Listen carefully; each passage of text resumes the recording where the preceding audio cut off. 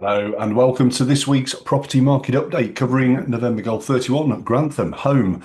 Just wanted to take a look really at what's going on in and around the marketplace. So every couple of weeks we analyse for our for sale clients what we're seeing in the marketplace and what's actually happening. We have to bear in mind that we've just come out of May.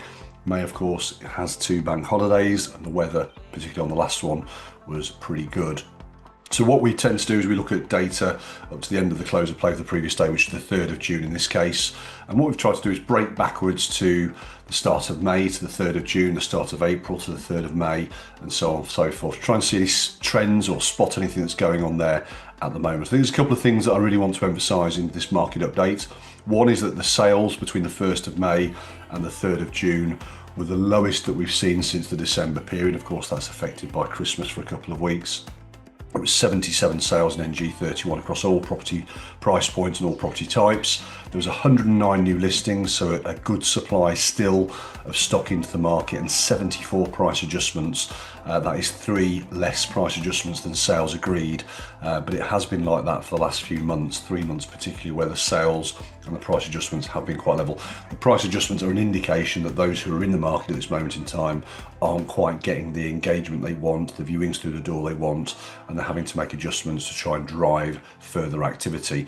What we've seen so far this year is not typical of a Grantham market year to date. In January, we typically get a good building block, and we had that this year. February gets slightly better, and it was similar this year. And then it gets better in May, better in April, better through to about May or June. And you get a bit of a plateau. It tends to fall off a little bit as you go through July with the kids being on holiday. Into September, it picks up again as you run towards October, November, and falling away a little bit before the end of the year. This year, it's been very, very consistent. So if we take the 1st of January to the 3rd of February, there's 84 sales agreed. 1st of February to the 3rd of May, 85 sales agreed. 1st of March to the 3rd of April, 87 sales agreed. 1st of April to the 3rd of May, 81 sales agreed. And this latter set of data at 77. I think the other thing I'd also caveat with that is, of the 77 sales, a vast number of them are between £0 and £300,000. So actually 60 of them, just about 59 of them. There's actually been a bit more activity between 350 and 400. I think that's because the people who are buying into that level are probably upsizing and maybe not affected so much by interest rates from lenders.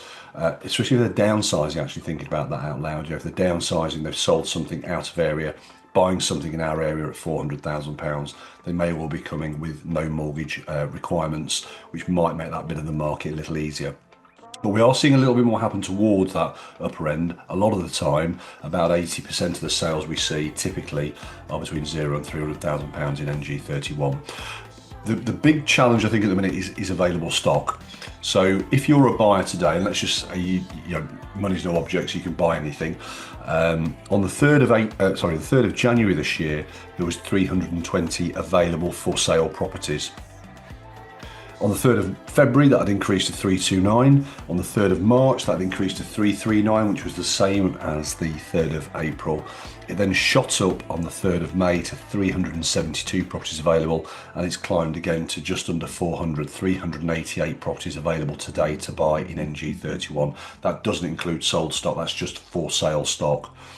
Again, if we break that down, of those 388, 155 of them are between £100,000 and £200,000, a significant number of available stock there. And in that area, in terms of price, there was only 24 sales agreed. So with 155 available stock and only 24 sales agreed since the 1st of May in that price point, it would suggest that we've probably got enough stock in the market at the moment to last the next 6 months. If you add into that £200,000 to £300,000, there's another 96 properties available. And again, in that zone, in terms of sales, there was 27. So again, that would suggest we've got about 4 months of the stock there in terms of availability. Stock availability gives buyers lots of choices. Buyers having lots of choices means they can be a bit more picky, they can be a bit more selective, they can go out and view more properties. They don't have as much competition competing for the attention of your buyer. So that's kind of a little bit of a market update as we stand at the 4th of June today. This is very much data up till the end of the 3rd of June yesterday. And if there's any questions about anything that's been said, or you'd like to discuss things in more detail, whether that be one of my existing clients or somebody who's considering their entry to the market or in the market at the moment but not quite getting their activity they're looking for, please feel free to let me know and I'll happily do some specific dissecting of data for you and your home. Thank you very much for listening.